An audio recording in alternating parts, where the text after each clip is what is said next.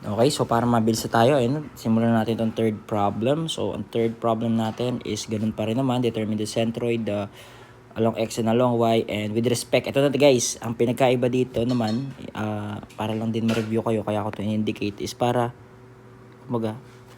ma-differentiate nyo in difference ng reference axis or the indicated x and y axis to sa centroidal axis. So, wala na tayong kailangang dito. Pinakuha lang sa atin guys yung pinakuha lang sa atin guys is yung distance naman niya from the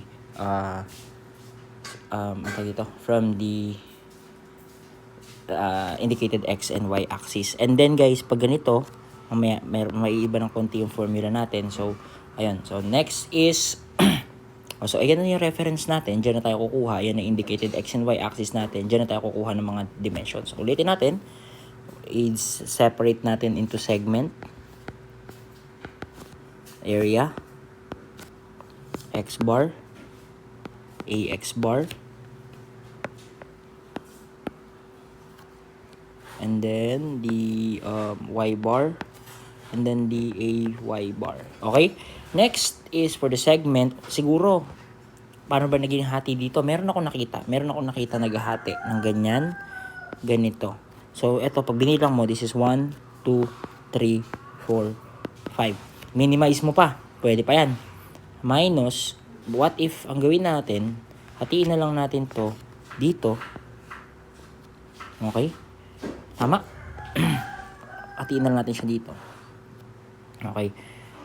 And, pwede mo siyang bilangin. Okay, burahin natin tong nasa gitna na to. Burahin natin yan. Diba pwede mo siyang hatiin. Isa to. Tama? And another one is isa to. Isang buo yan. Okay? And, what I mean is, tinutukoy ko, isa-isayin natin Una, eto. Ay.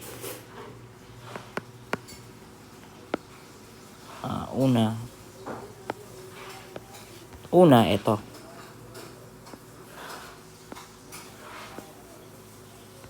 Yung una nating shape. Tama. Pangalawa is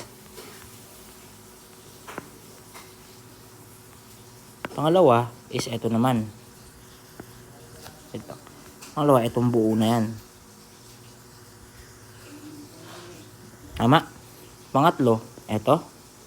Pang-apat, itong quarter circle na yan. So, dalawang quarter circle. So, pwede natin guys, bilangin to as 1. Itong 2. 3, ito. And 4, ito. Okay? So, next. Segment 1, 2, 3, 4.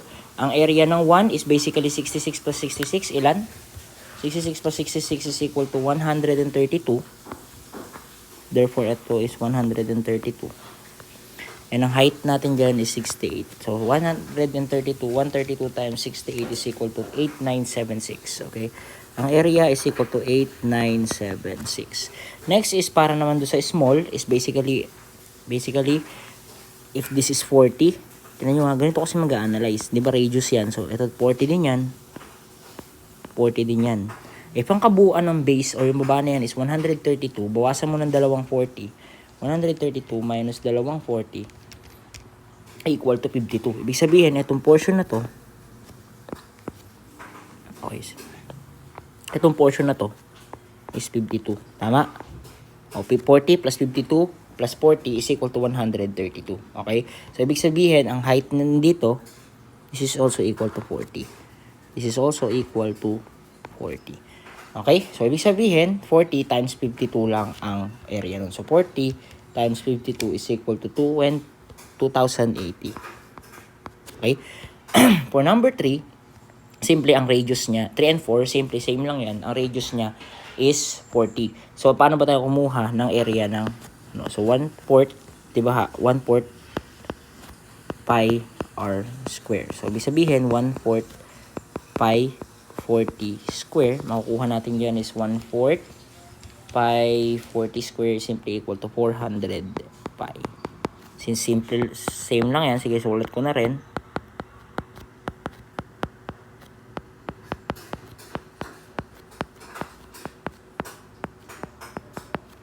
Okay, tapos na.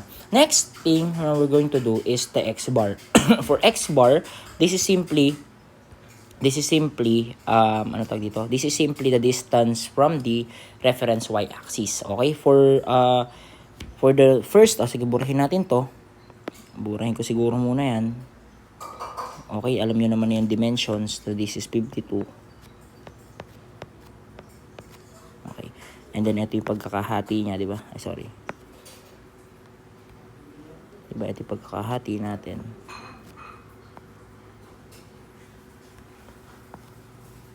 Okay.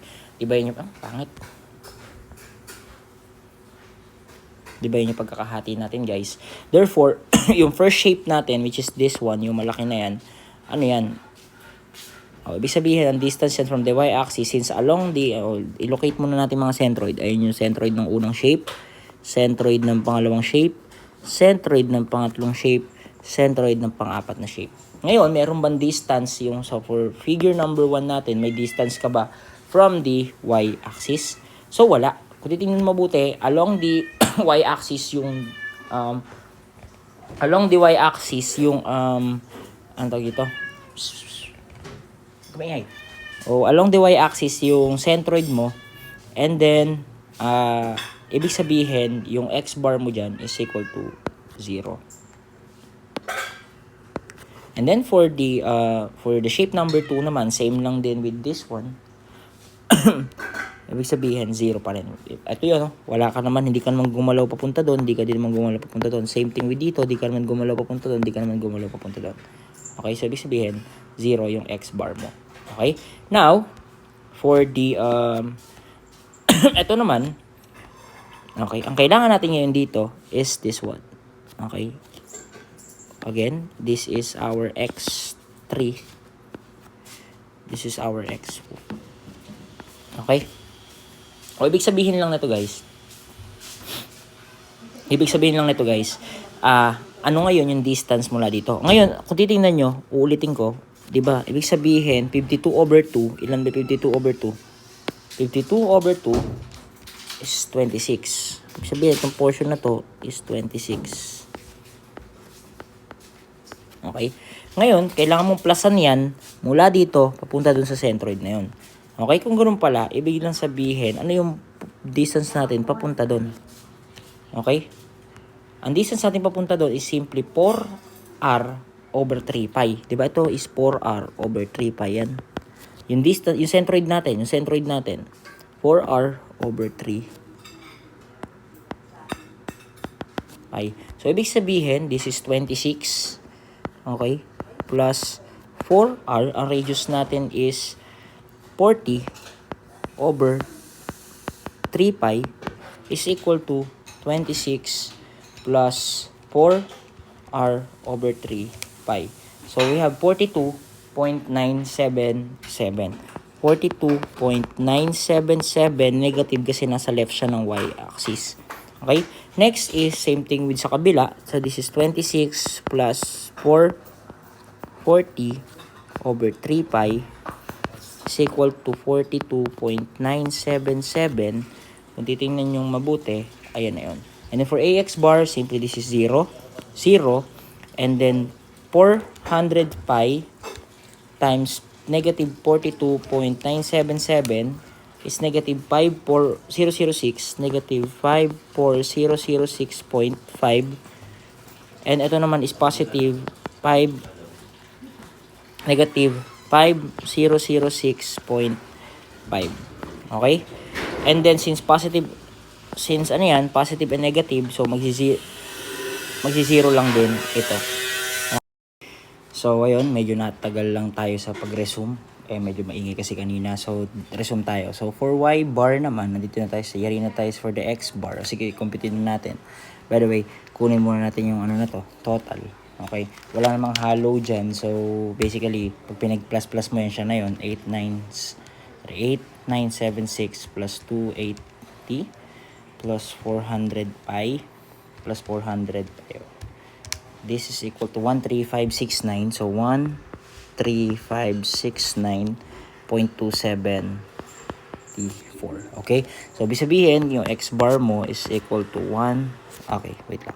Is equal to the summation of ax bar over the area is equal to 0 over 13569.274. This is practically equal to 0. So, ibig sabihin, yung x mo or yung value ng x bar mo or ng centroidal x mo is along the y-axis. Okay?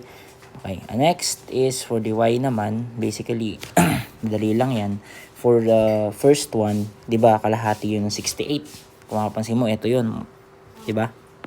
Okay. So, 68 divide 2 simply equal to 34. Lagay ko na lang din dito siguro. 68 divide 2 is equal to 34.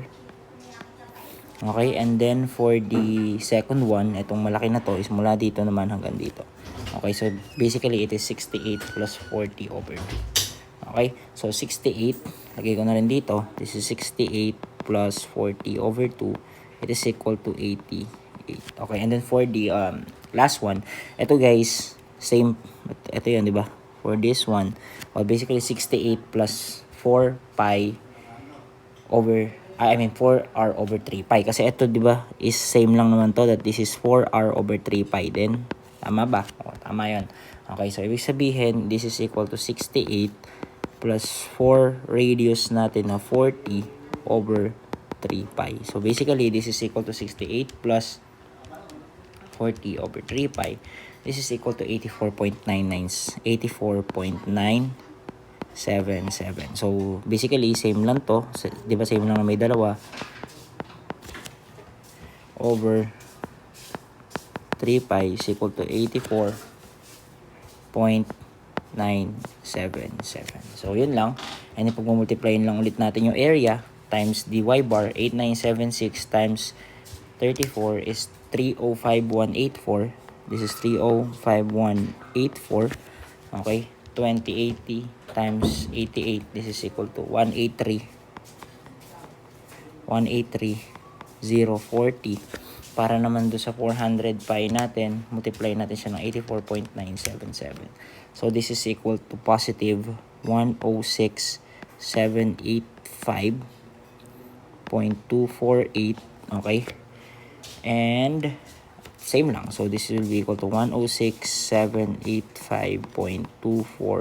At kapag pinag-plus-plus natin lahat yan, 305,184 plus 183,040 plus 106,785.248 plus 106,785.248. This is equal to 701. This is 701,79. Okay. 70. Wait lang, ulitin natin. So, this is 305184 plus 183,040 plus 10,6,785.248. Okay. Plus 10,6,785.248. This is equal to 701,794. 796. Okay, 796. Okay, divide natin by 13560. Okay, so basically, ayan na. And then for y bar, okay, wait lang. And then for y bar, basically, this is equal to 701,794.496 over the total area, which is the 13569.274. This is equal to 51.719 millimeter ba yan? Okay, millimeter. Okay, so bali ang centroid natin is 0 and positive 51.719 millimeter. So, ibig sabihin, kapag kinuha natin yan, this is 0, ibig sabihin, wala kang galaw along the y, gagalaw ka lang along the x. So, siguro na around nandito yung ating centroidal axis. Okay? Ayan yun. Ayan yun. So, this is your C. This is 0 and 51.719. Pero again, bakit ko aalisin to? Aalisin ko siya. Why? Because hindi naman yan yung kailangan natin. Okay, although hinanap yung centroid sa atin, tama na nandiyan sagot natin. But again, the moment of inertia about or with respect to the indicated x-axis. So, hindi natin siya dyan kukunan ng moment of inertia or hindi natin dyan ita-transfer yung individual moment of inertia. Okay? So, burahin ko yan. Tanggalin ko lang. Okay? So, i-shade muna natin sagot. For x bar, we have 0. For y bar, determine the centroid along the y-axis. We have 51.719 mm. Okay? And doon na tayo guys sa may moment of inertia. I think burahin ko muna to. Burahin ko muna yung iba. Okay. Sige, ulitin ko na lang. Para lang mas maging malinaw. Wait lang. Okay. Ngayon, ang kailangan natin guys is the moment of inertia about the indicated x-axis. So, ayun yung mga individual centroids natin. Okay? At itatransfer natin siya guys. Makinig. Itatransfer natin siya at an indicated x-axis mo. Ibig sabihin, dito sa indicated x and y-axis mo. Okay? Ayun yung indicated x-axis natin. Diba? Ayan. So, ibig sabihin, ayan. So, ibig sabihin, ayan yung indicated x. Yan yung indicated y and x-axis natin. Diyan natin ngayon ito-transfer yung ating moment of inertia. O, simulan natin siguro guys for the ix1. Okay. For the ix. Kaso, ang problema dito guys, hindi na siya y bar minus ano. Okay. This is ix natin is equal to ixo. Okay, ix bar o plus area multiplied by the distance square. Okay, ang distance niya from the, hindi ba pwede mong tawagin that the distance niya from the indicated x-axis is simply ito? From the indicated y-axis or indicated x, for ix tayo, indicated y-axis, di ba ito? Ayan, ito, tsaka ito. Di ba yan yung naging reference natin? Yung indicated x and y axis natin, siya na rin kasi naging reference natin, di ba? So, ibig sabihin, yung distance na kinuha natin kanina with respect to the reference axis is yun din yung ating indicated x-axis. Nagkakaintindihan ba tayo? So, ibig sabihin, ayan na yun. So, this is the square. So, pwede ko masabihin that this is ix is equal to ix bar ng plus area ng individual centroid multiplied by the yi square. Okay? So, yan na yun. I think mag-proceed na tayo. For first, we have the ix bar. Wait lang. Okay, we have the ix bar. We have the ix bar equal to the bh cube over 12. Of course, we have bh cube. Okay, for the ix bar, we have bh cube over 12. So, di ba alam natin yung malaki na yan, ang base niya is 132, ang height niya is 68. So, we have 132 bh 68 cube over 12 plus ilan ang area natin? Ang area natin dyan guys is simply 8976. So, we have 8976. Ang distance natin na i-consider ngayon dyan is eto. Okay? At kung maaalala nyo, di ba ito lang din yun? Kumbaga, di ba ito lang yun? So, we have 68 over 2. O, di tama, 34. So, we have 34 square. Okay? Mamaya natin solve siguro. This is for 1. And for ix ng 2, this is simply equal to, okay, we have the 52 40 cube over 12. Tama ba yun? Ito yun. Ito yung taas na to. Itong portion na to. Okay? So, 52 cube, 40 cube, kasi base niya 52 over 12. Plus, ang area ng portion na yun is 2080 And then, ang distance niya, ito lang din. So, 88. So, again, 68 plus yung kalahati na to. Diba? So, that's, kalahati ng 40 is 20. 68 plus 20 is 88. So, this is 88 square. Mamaya natin solve na. And for the quarter circle naman, basically, this is the IX3 and IX4. Okay? So, ano yun? Hindi ba guys, tinanong ko sa inyo kanina dito, the reason why inilagay ko dito sa formula, sa question dito, yung quarter circle, this one, is para ma-recall nyo at magagamit kasi natin yan sa mga succeeding na formula. I hope guys na na-recall nyo siya while solving the long quiz. Okay? Yun lang naman kasi naging goal ko nun. Okay? So, I hope na nakuha niyo yung idea na yun. So, ibig sabihin, this is 0.055 r raised to 4 t raised to 4 plus ang area natin dito is 405 pi, di ba? Okay, multiplied by the distance niya, this is ito, which is 84.977. So, we have 84.977, this will be 84.977 square. Kaya hindi lang natin yan, di ba same naman yung 0.055 40 raised to 4 plus 400 pi multiplied by 84.977 square. So, kunin na natin isa-isa yan. Okay? Para makuha na natin yung IX. Okay? So, 132 68. Okay, 132 68 cube over 12 plus 8 976 34 square is equal to 138 350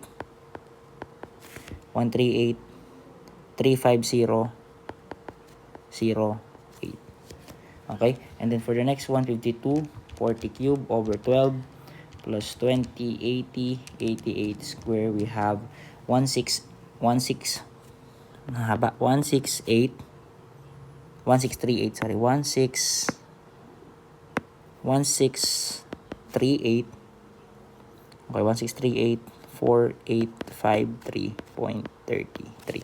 1638 4853.33. And then 0.055 40 raised to 4 plus 400 pi 84.977 square. We have 921 5089.983. Same lang yan, 9215089.983. So basically, kukunin lang natin sum niyan. We have 138,35008 plus 1638 4853.33, sorry, 0.33 plus 9215089.983, dalawang ganon. Okay. So we have 48.7. So siguro 48.7 times 10 raised to 6 na lang tayo dyan.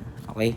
Millimeter raised to 4. Meron bang lumabas na ganun? I think meron naman. So we have 48.65. Same lang yon. So we have 48.65 or 48.7 times 10 raised to 6. Okay? And then for the IY, for the last one, we have... Okay. For the IY, ganun lang din naman yung gagawin natin, guys. Ang pinakaiba lang is X yung gagamitin natin. So for IY, this is simply equal to individual moment of inertia about the centroid plus the area individual and then the xi naman tayo dito. Okay? And then guys, dito i-consider natin yung ito guys is ano tawag dito? Ito guys is i-consider naman natin dito yung ating distance from the y-axis. However, yun yan, naka-square nga siya, so magiging absolute lang siya. So therefore, wala naman siya magiging bearing. Okay? Again, so yan, for unahin natin yung IY ng 1. Di ba? Pagbabaligtarin lang natin yan. Therefore, yung 68 ang magiging natin. 68, 132 cube. I hope nasusundan ito. Over 12. Plus 8976 multiplied by the xi naman. Ang xi naman na tinutukoy ko dito is simply eto, 0. Okay? Ang ganda na naka-table, mamaster nyo lang sana siya. Okay? Is equal to 1, 3. Solve ko na. 0, 3, 3, 1, 5, 2. Verify ko lang. So, 68, 132 cube over 12 plus 8976. Or, yun lang. Kasi 0 naman yun. Okay? And then, For the IY2 naman, this is simply equal to, babaligtarin mo lang din. Okay? This is equal to 40 52 cube over 12 plus 2080 2080, 0 pa rin yan. Okay? Kasi nakagitna nga siya. So, this is equal to 40 52 cube over 12. This is equal to 468. This is equal to 468 693.33. And then, down for the last one, we have the IY ng IY3 and then the IY4, which is same lang ulit. Pinagkaiba lang nila is yung distance, which is negative yung isa na mag-absolute nga. So, papakita natin. Diba guys, same lang sila in both ways. Okay, same lang sila. 5 pa rin to. This is 40 raised to 4 plus 400 pi. Ang distance naman niya is yun nga. Ito naman. Okay. 42977. Okay. So, 42.977 na negative. Negative 42.977. Kaso naka-square yan. Magka-positive pa rin yan. Ito naman is 0.5. 40 raised to 4 plus 400 pi multiplied by 42.977 square. I hope nasusundan. This is equal to 0.055 multiplied by 40 raised to 4. Okay, plus 400 pi. Okay, 42.977 square. So, this is equal to 246,183. 246,186.963, which is equal to 246,186.963. And again, kukunin lang natin. By the way, wala kayong ma-minus dito because okay. Sorry, this is IX pala. Okay, kasi about the ano lang tayo. Okay, about the indicated X. Sorry, ang laki. About the indicated X axis lang tayo. So, hindi natin kailangan ng IX bar. So, burahin ko lang to. And then, for the IY, pupaplasin lang natin. We have 130.33.152 plus 468 693.33 plus 246,186.963. Dalawa yan. So, this is equal to 18.43. Okay? 18.43 times 10 raised to 6 millimeter raised to 4. So, yan yung sagot natin. Meron pa tayong nasakuha sagot dyan. So, we have letter D. Okay? So, ayan na yung for our third example. Okay?